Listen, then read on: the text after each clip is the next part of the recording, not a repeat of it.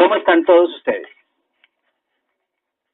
Este seminario, como ustedes se han dado cuenta, ha sido solamente acerca de los sentimientos de culpa, pero en toda su trascendencia y en una profundidad que en algunos momentos se nos pasa, pero no podemos darle respuestas. Entonces, ustedes, quienes están aquí y quienes se están formando en las diferentes ciencias que humanizan, como psicología, que está aquí en este momento, y sociología, que aplica esto en la psicología social.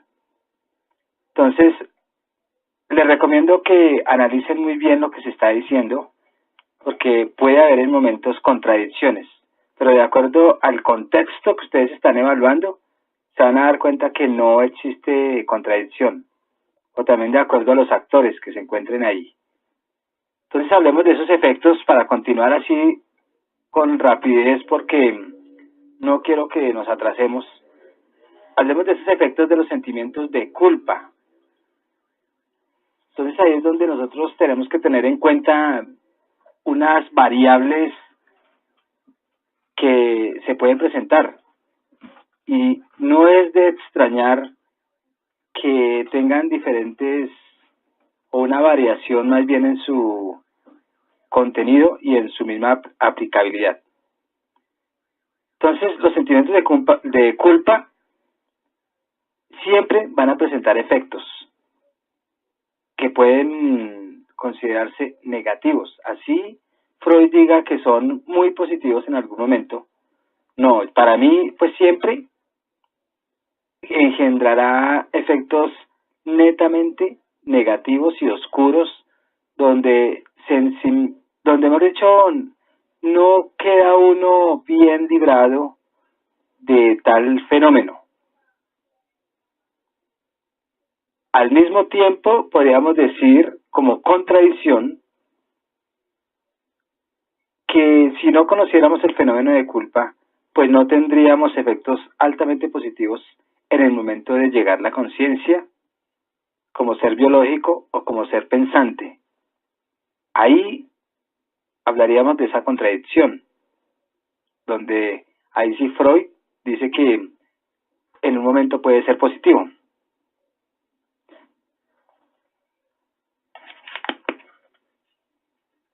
Bueno, me acaban de pasar un papelito que esto ya lo tratamos en un momento.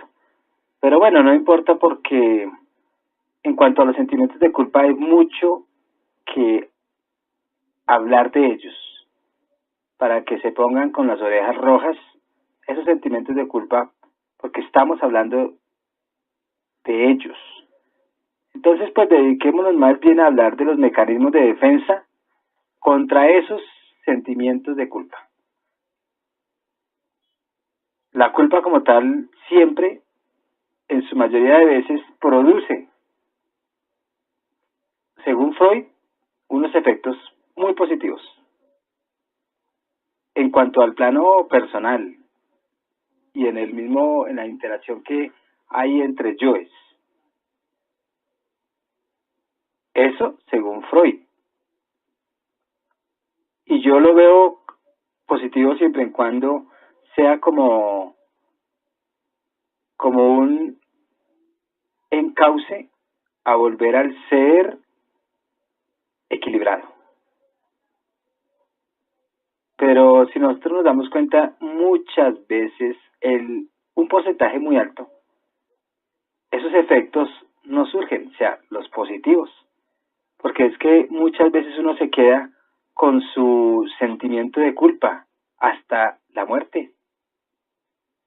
Si nosotros nos damos cuenta, las mismas sociedades que están enfermas y sus células están expresando ese desequilibrio social, pues no es positivo. El sistema está haciendo emocionalmente hombres desagradables, hombres desequilibrados, hombres con sentimiento de culpa frecuente.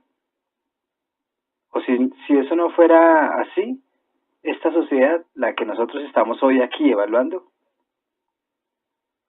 estaría bien. Y los mismos sentimientos de culpa, tanto colectivos como individuales, pues siempre van a poner en marcha esos mecanismos de defensa. ¿Y eso es para qué? Pues para evadir ese sentimiento irracional que cada uno tiene. Es como para camuflar lo que se está sintiendo en el momento. Todos esos sentimientos de culpa, por lo general, llevan siempre un mensaje implícito. Es decir, que nosotros no nos damos cuenta. No tenemos una explicación, o sea, no es explícito. Sino ahí va, por santo y seña, o por inercia. Y eso quiere decir, en el sentido biológico, que algo anda mal desde el pensamiento, desde nuestra misma responsabilidad de esos actos que otros han ejercido sobre nosotros y que nosotros los hacemos verdaderos. Todo sentimiento de culpa siempre, cuando da esas señas que algo que algo está ahí como desequilibrado, uno en el mecanismo de defensa lo que está haciendo ver es que no queremos ver. Entonces, cuando uno no quiere ver es porque hay un velo que por inercia se crea, y ese es el mecanismo de defensa. Y uno, pues, en la vida real, cuando empieza a adquirir conciencia, pues uno quiere deshacerse de esos males, de eso que negativamente nos está haciendo a nosotros unos desequilibrados y unos ensimismados, y en muchos momentos esas personas que no viven su felicidad. Entonces, eso es muy desagradable. Eso es algo que constantemente está puntillándolo a uno en cada situación por esa asociación que el inconsciente hace en relación. A veces uno con este sentimiento de culpa lo que logra es como accionar, a ver cómo digo, exige más bien una acción y uno quiere pedir perdón o reparar de algún modo todo lo que uno cree que ha causado. Recuerden cuando yo les decía que el niño le dicen que no se moje y él sin explicación se siente culpable de un algo que no sabe por qué, pero que sabe que hizo mal porque le dijeron que eso era malo o que él era un niño desobediente. Entonces él siempre trata como de pedir perdón y reparar no ese sentimiento, sino, porque eso viene posterior a eso, sino esa acción. Y cuando él quiere expresarlo más bien, pues uno lo que hace es callarlo. Y por eso es que ellos, o por lo general en la infancia, es marcada el sentimiento de culpa. Y hay muchas alternativas también, pero el niño empieza a crear muchos mecanismos de defensa, como si fuera un espejo que refracta la luz hacia el otro lado. Es como un escudo lo que uno hace. Se convierte en un escudo para simplemente evadir, no el sentimiento de culpa, sino para no ver lo que él quiere ver, lo que él está viendo. Entonces, muchos mecanismos de defensa se empiezan a generar y el niño se convierte en un estratega, pues para defenderse de todo eso. Y eso es inconsciente. Ellos no es que estén diciendo, bueno, no, sino que ellos, uno cree que al ser estratega en contra de esos mecanismos de defensa son sanos, no son sanos. Porque es que es el inconsciente el que al último va a actuar. Y conscientemente uno no conoce cuál va a ser la reacción en un momento donde se asocie una situación con un momento de esos de sentimiento de culpa. Entonces, uno cuando ve esos ya muchachos en la vida adolescente, que siempre tienen unos mecanismos tan extraños que uno no sabe por qué, entonces uno se pone a analizar y a pensar, pues, cómo evitar uno, por lo menos, que el muchacho o que el paciente o que el consultado, pues, debilite los sentimientos de culpa y empiece como a ¿cómo es? A difuminar para que no le hagan tanto daño. Porque es que eso tiene que ver con la misma valoración de la persona y de ese concepto moral del bien y del mal. Ya no entiende con mayor conciencia al fin qué es lo bueno o qué es lo malo, qué es lo que mi mamá quiere de mí, qué es lo que el jefe quiere de mí. Si actúo de esta forma está mal, si actúo de la otra está mal.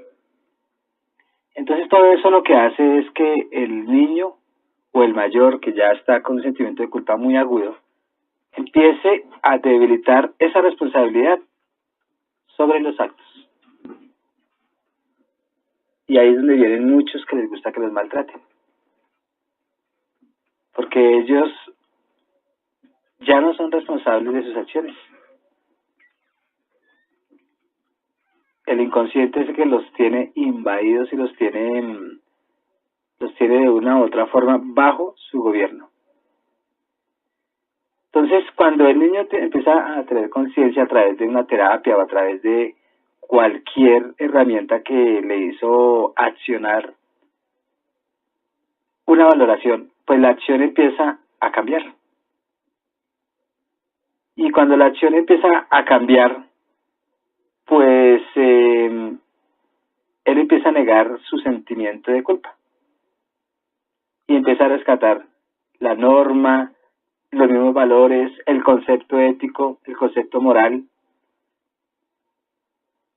y posiblemente no los juzgue tan negativamente y tan duro como cuando estaba sumido en su cascarón de sentimiento de culpa. Cuando uno no sale de ese cascarón, pues siempre ella va a justificar todo lo que hace, diciendo que no ha hecho nada malo, como mecanismo de defensa. Y dice que eso no fue para tanto, o incluso dice, yo me lo merezco, yo soy así.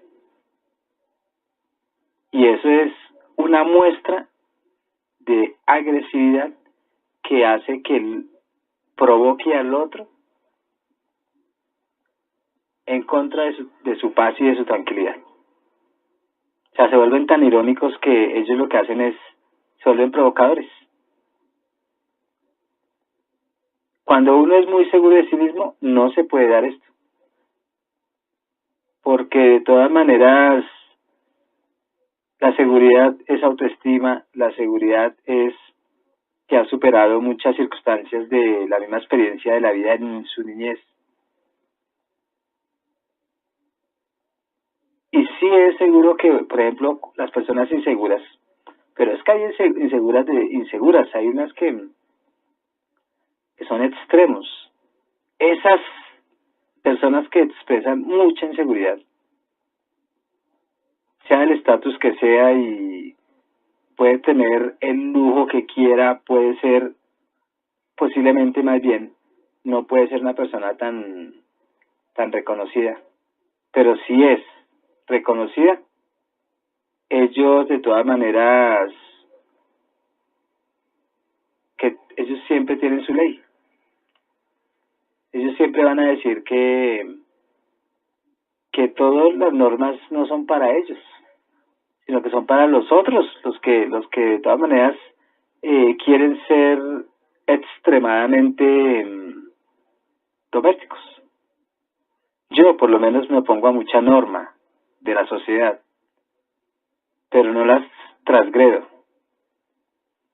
No estoy constantemente transfigurándolas en mis acciones, no, sino simplemente yo digo, no me gusta esto del gobierno, opino, pero no voy a ir a poner una bomba al gobierno. O por lo menos yo estoy seguro que hay unas normas morales muy estrictas. Yo digo, no estoy de acuerdo en esto, pero no hago lo contrario de lo que dice la norma. ¿Por qué? Porque yo soy un tipo muy seguro. Yo sé lo que hago, sé lo que digo, sé lo que pienso y sé hasta dónde yo puedo actuar. Hasta dónde es permitido para mantener ese equilibrio de ese sistema o ese macrosistema que es un grupo social que debemos de mantener equilibrado. Porque si yo me desequilibro, lo más seguro es que el sistema me va a absorber y me va a desechar por cualquier mecanismo de defensa de la misma sociedad. Entonces, al negar uno eso como el sentimiento de culpa como algo muy grave, al negar el sentimiento de culpa como algo muy grave, ahí es donde la persona está disminuyendo toda su responsabilidad de sus actos en un grupo donde tiene que responder. Y cuando uno niega toda la responsabilidad, cuando uno dice yo no fui, y siempre que hace una acción que no es la que uno espera, siempre va a decir yo no fui. Esos son los tales muchachos que uno dice, bota la piedra y esconde la mano. Y al uno actuar como esas personas, pues la conciencia como tal es incomprensible. Y eso es una estrategia. Cuando yo no fui, es un mecanismo de defensa. Yo no fui, o solo yo, siempre yo. O cuando uno dice, todos hacen lo mismo, o sea, busca justificaciones. O cuando uno dice, no fui yo el único que causó el inconveniente. Otros fueron peor que lo que yo hice. Cuando uno dice, ellos son más culpables que yo. Pero el simple hecho de uno seguir un colectivo como mente colectiva, como inteligencia colectiva, yo automáticamente soy responsable de eso que pasó. Cuando los grupos sociales están en una manifestación, estemos de acuerdo o no con el gobierno en la reprimenda, las personas que cogen en ese desorden, así ellos digan que ellos no tienen nada que ver, o así ellos digan, perdón, yo no lo vuelvo a hacer, es mentiras.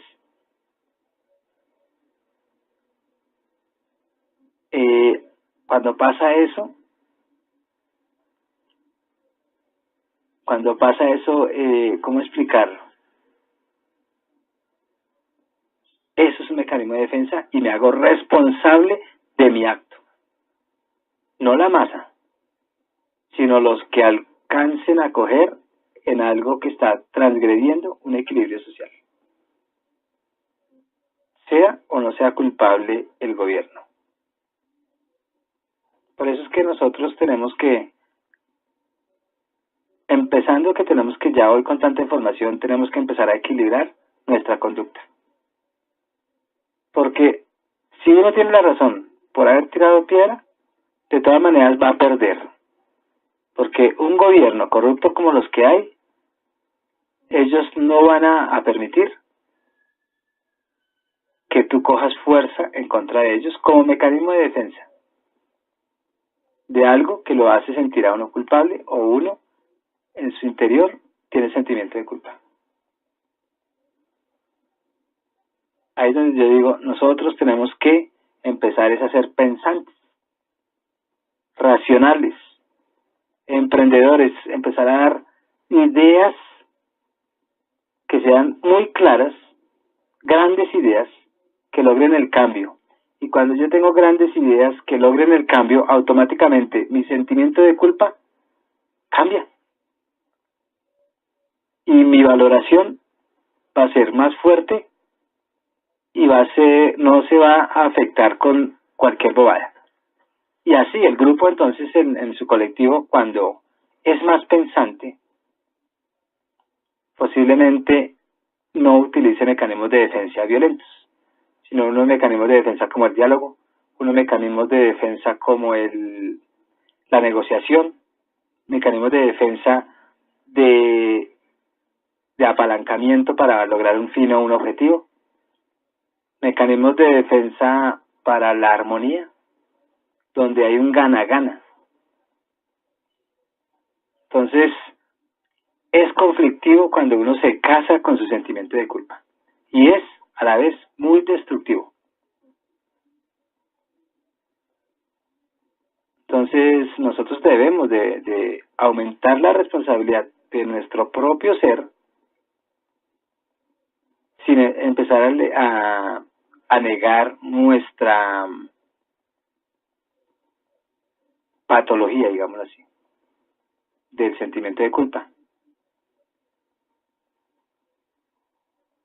Ya cuando el sentimiento de culpa, con tanto mecanismo de defensa y con tanta, eso se llama, con tanta reacción, cuando uno es reactivo a todo, y ya uno ve el efecto, ya uno no puede empezar a retractarse y decir, es que yo no sabía que iba a pasar eso.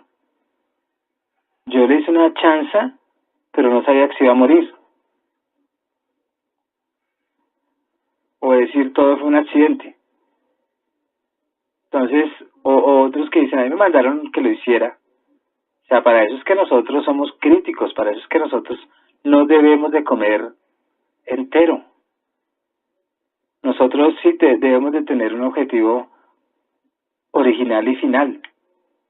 Y tiene que tender siempre hacia la bondad, no solamente para mí. Aunque si es mío, pues automáticamente ese objetivo se va a beneficiar todo el mundo porque automáticamente yo soy mejor.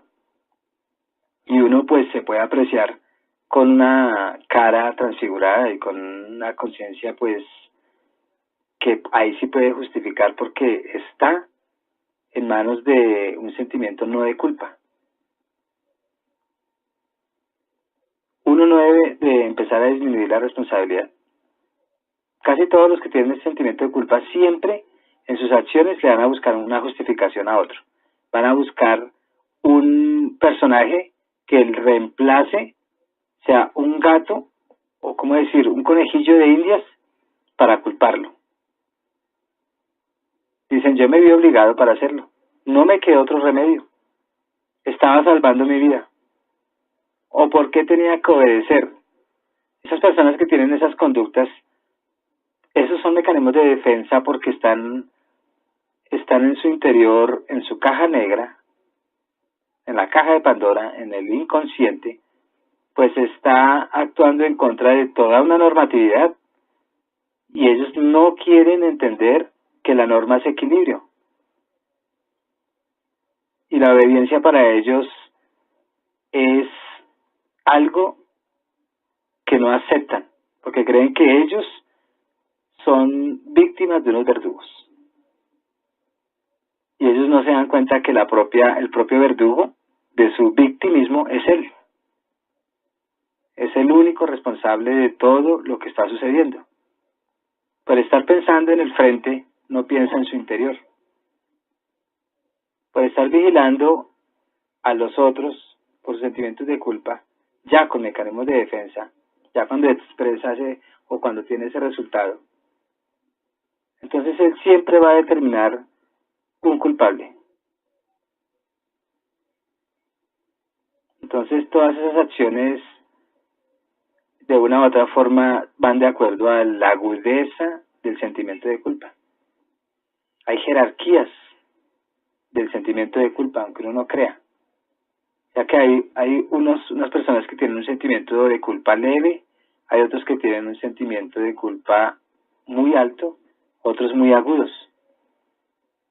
Y esos que se la pasan justificando todo después de hacer una acción que desequilibró todo un sistema o que ejecutó algo que supuestamente él dice que no fue, o que no pude evitarlo, o me he obligado a ello, o me queda otro remedio.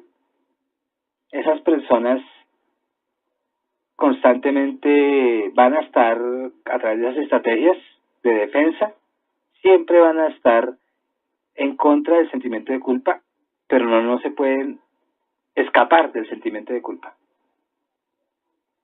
Creen que están reparando al oponerse, pero no están reparando nada.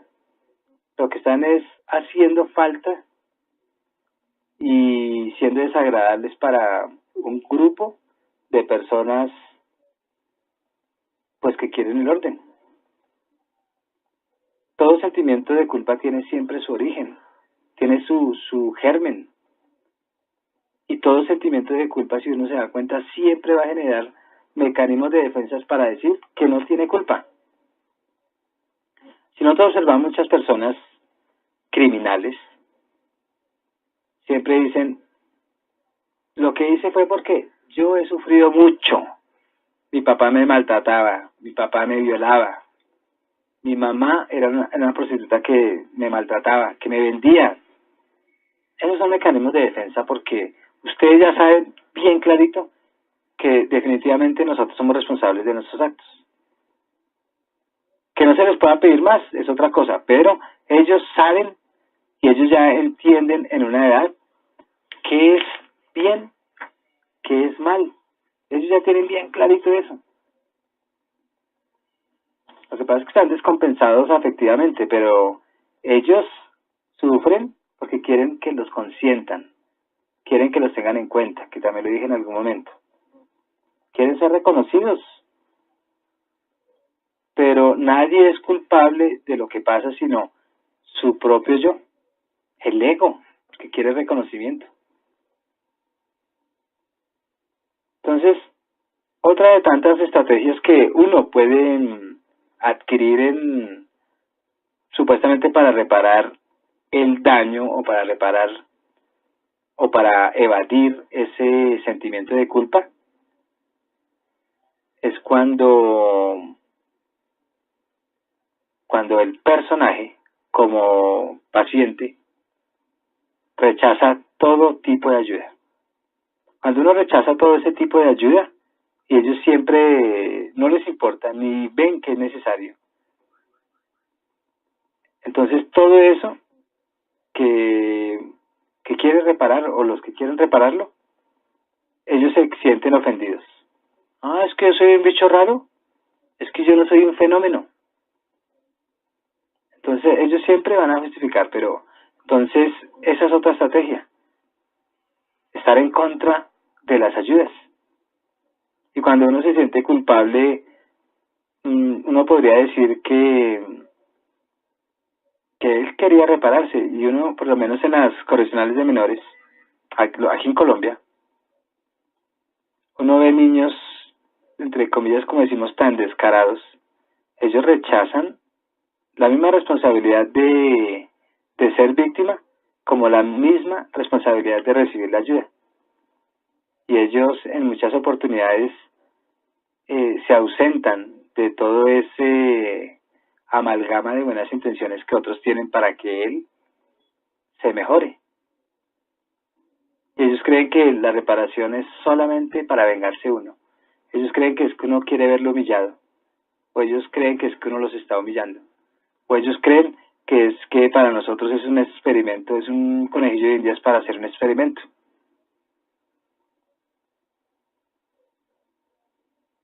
Cuando hoy en día que se ve tanto que perdonen a los curas, perdonen a las familias, todo el mundo está perdonando, los políticos ya sacaron la misma. Perdónenme, es que yo robé, pero es que yo no entendía.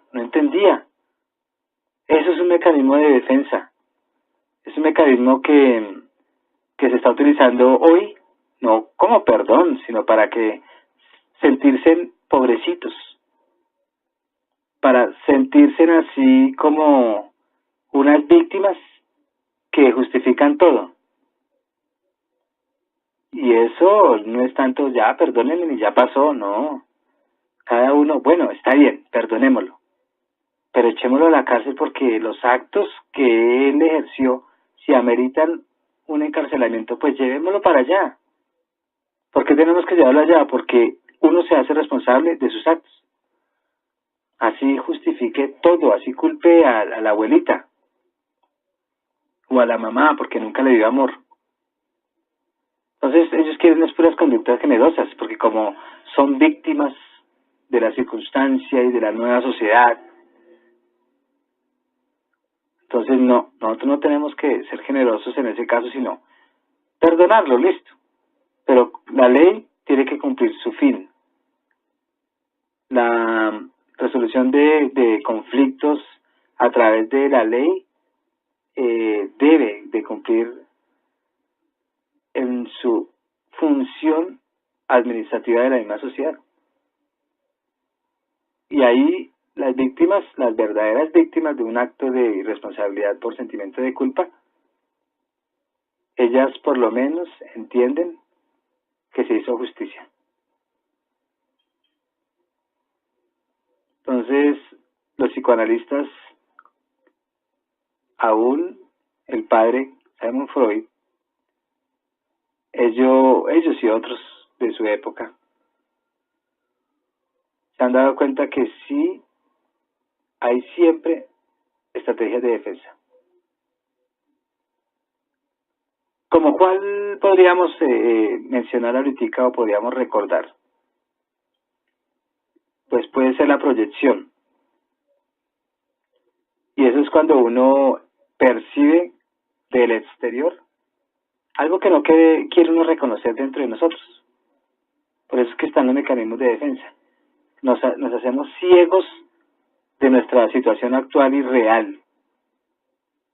Y el ejemplo típico es cuando uno culpa constantemente siempre a otro. O sea, hace el bobo, lo que nosotros decimos. Y siempre proyecta la culpabilidad en los demás. Por eso es que lo llamamos proyección. Ese es un mecanismo de defensa. Saco la mano, le pego a alguien en el colegio y la guardo y veo para el cielo y me hago el decente. Y cuando se dan cuenta, no, es que yo no fui. O él empezó primero. Eso es la proyección.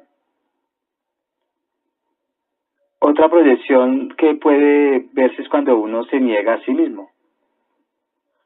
Cuando uno ya no se cree una personita útil para la sociedad. Y ahí es donde uno se vuelve paranoico. Y hay una agresividad tan extraordinaria y aguda que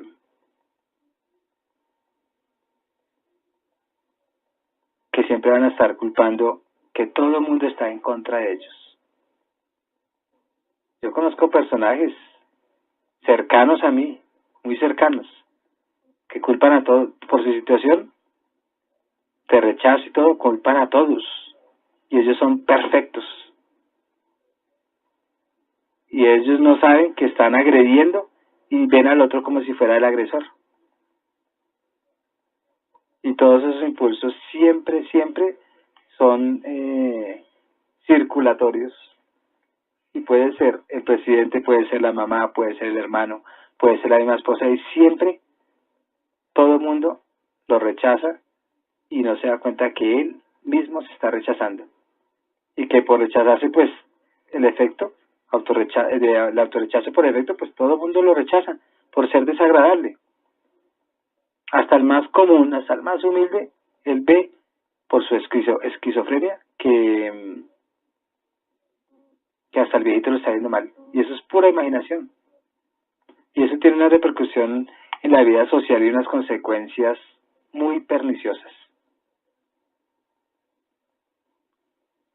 Entonces, en la vida real, eso mandándolo a una dimensión social, es las mafias, cuando ellos tienen sus chivos expiatorios, y ellos al último los cogen y siempre van a decir, yo no hice nada, fueron ellos. Entonces, ahí es donde ellos creen que es que los están persiguiendo porque sí, y nadie los está persiguiendo porque sí, sino más bien porque sí. Tiene una razón de ser, tiene unos parámetros para que él se haya ganado ese efecto, pero no es porque se me dio la gana como dirigente o como jefe del ejército de la policía decir, persígalo porque es que me cayó mal. No, eso es porque están generando un desorden violento en la sociedad y el sistema tiene que equilibrarse. Entonces, por lo general, cuando uno se siente muy culpable o se siente uno víctima, como uno escucha a los violadores, siempre van a justificar, es que ella me provocó.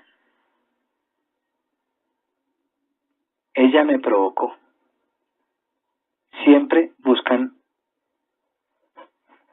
están buscando quién es el culpable. Lo peor de todos estos mecanismos de defensa es que a la víctima, aquel que generó violencia a través de su sentimiento de culpa a la víctima. Y eso es el extremo más extremo de las mismas consecuencias de uno tener esos sentimientos de culpa reprimidos y nunca pues desarrolló habilidades para superarse, pero sí desarrolló habilidades para ser de juez a sus víctimas. Es muy difícil uno estar culpando a la víctima, pero para ellos es una estrategia y es de las estrategias más bajas que uno puede adquirir en esos momentos. Ahí es donde uno se da cuenta cómo es que uno desvaloriza al otro y lo deshumaniza haciéndolo culpable. Y como es el espejo, ahí es donde nosotros nos damos cuenta hasta dónde esos personajes se han deshumanizado a tal punto que no están reflejando ningún valor hacia sí mismo. O sea, lo que sí es claro es que ellos son los únicos culpables. ¿De qué? De ese sufrimiento que están alimentando día a día y que lo están robusteciendo como cualquier otro animal. Así es que mucha gente de la historia como Hitler, los mismos líderes de pandillas, no sienten ninguna culpabilidad de todo lo que han hecho y todo lo que han transgredido la ley y todas las víctimas que han, o todos los que han victimizado más bien. Tremendo llegar uno a un régimen de esos. Lo que sí decimos es que por pura desgracia, todos esos procesos que se viven a diario en la degradación de los muchachos, en la degradación de un grupo, bueno, de un grupo social, de una tribu urbana, en la desvalorización de un país o de todas las naciones,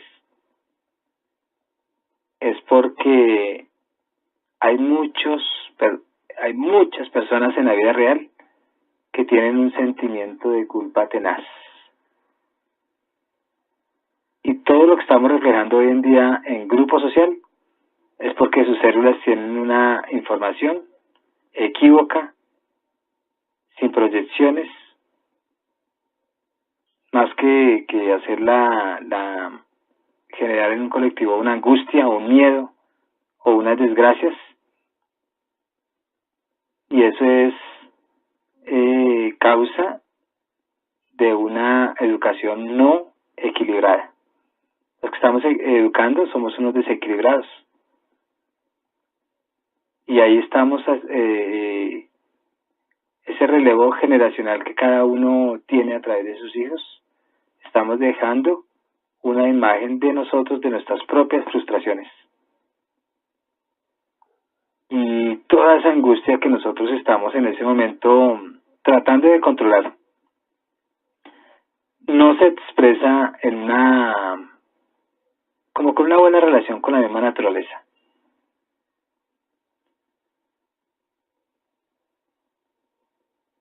Bueno, eso a uno lo hace pensar mucho. Por lo general, ese agobio y todo lo que siente un victimario, por lo general, si podemos nombrar, nombremos a, bueno, personajes violadores que han hecho historia. Ellos, su comportamiento siempre va a ser moralmente laxo. Es muy, muy deficiente ese comportamiento frente a una normatividad moral que busca que todos estemos en equilibrio. Por eso es que la moralidad debe de no enseñarse bajo esa rigurosidad de la ley, porque crea muros en cada uno de defensa y no se lograría nada con esa formación definitiva. Ahí es donde viene toda esa paradoja de niños y adultos que entre comillas uno dice son malos. Pero ya según el psicoanálisis, el hacer el intento de dejar de sentir esa culpa, entonces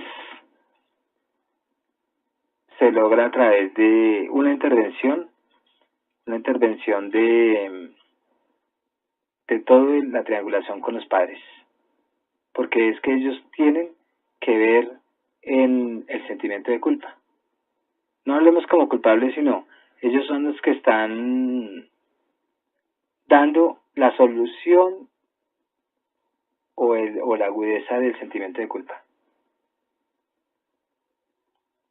Ya para terminar este análisis de esos sentimientos de culpa contra esos sentimientos, o sea, contra los mismos sentimientos que estamos evaluando, no debemos de pasar en alto todos los poderes de una sociedad.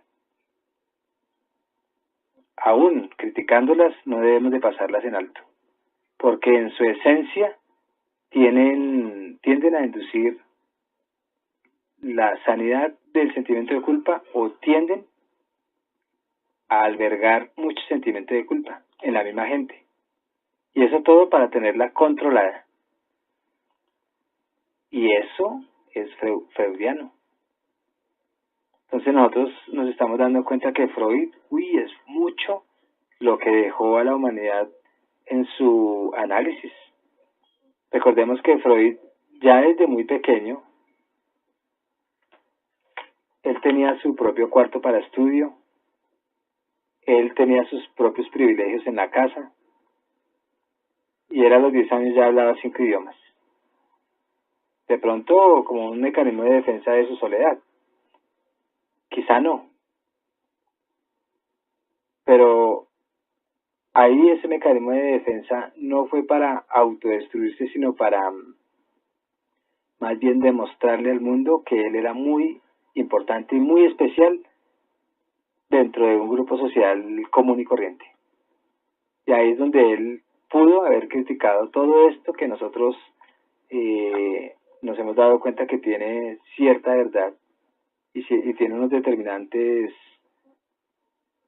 científicos hoy, donde uno identifica verdad porque hay comportamientos sociales así de esa índole.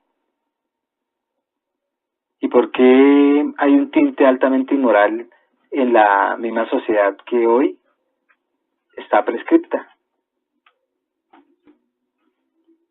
Qué bueno que ustedes empiecen a leer a Freud desde su niñez. Desde su niñez. Porque porque él de todas maneras con sus frustraciones y todo, siempre estuvo funcionando como un ser que iba a reescribir la historia, no para justificar los hechos, sino para dar múltiples evidencias de todo lo que estaba pasando en el momento histórico de él. Y él aún fue perseguido por los nazis, por ser un judío. Entendamos que los mecanismos de defensa contra esos sentimientos de culpa son beneficiosos de acuerdo al ángulo en que uno lo esté observando. De acuerdo a donde uno se ubique, uno puede decir que son beneficiosos, no para desearlos ahora, los sentimientos de culpa, sino que han tenido algún beneficio en muchos.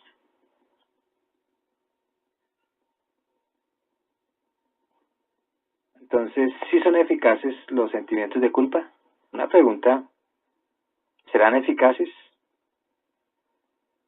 Si en la vida real son eficaces, pues entonces debemos de tener un objetivo y acallar por lo menos la culpa, el sentimiento de culpa. En muchos casos, todo lo que uno reacciona contra ese sentimiento de culpa, pues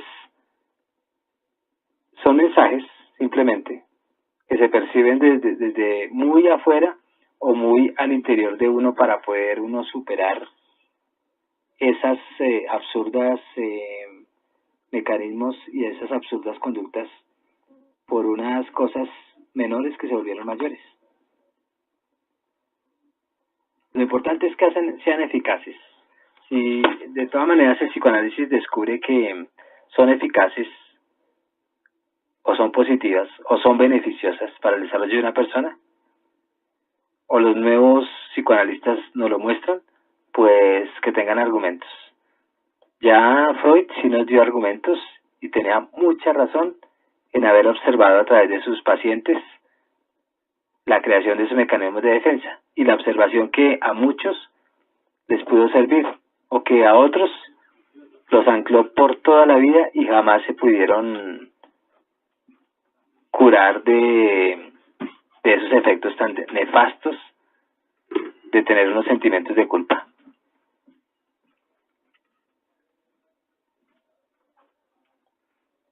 Los voy dejando porque ya es un poco tarde.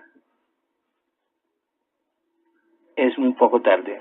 Y a través de esas múltiples defensas que acabamos de ver, entonces no tratemos de escaparnos de tales sentimientos o de inducirlos hacia otros, sino busquemos el mesote socrático del equilibrio.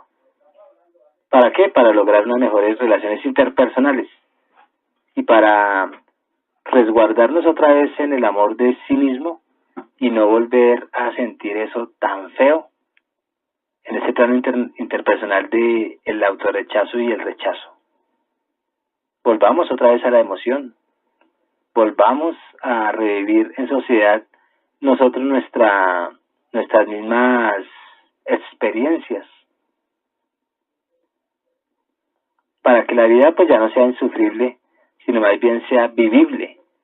Y recuerden que yo siempre digo, para saber vivir y aprender a morir, o para vivir bien para morir bien.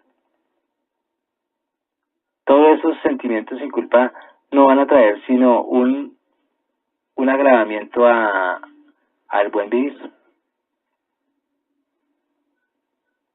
Recuerda que tú estás en mí y yo estoy en ti, por lo tanto, nos necesitamos.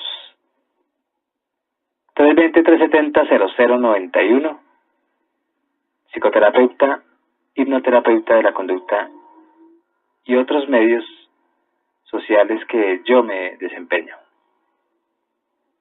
Muchas gracias.